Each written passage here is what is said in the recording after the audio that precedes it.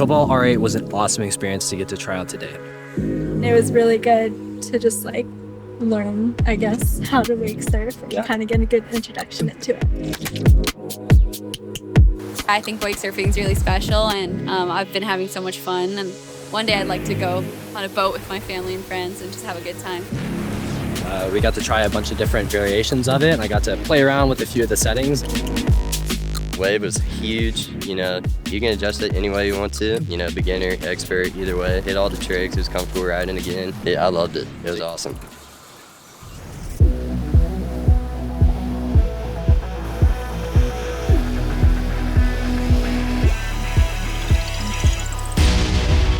With the Volvo Penta 4-drive system, it really allows the boat to have the power to get you out of the water quick and really creates a great wave for surfing.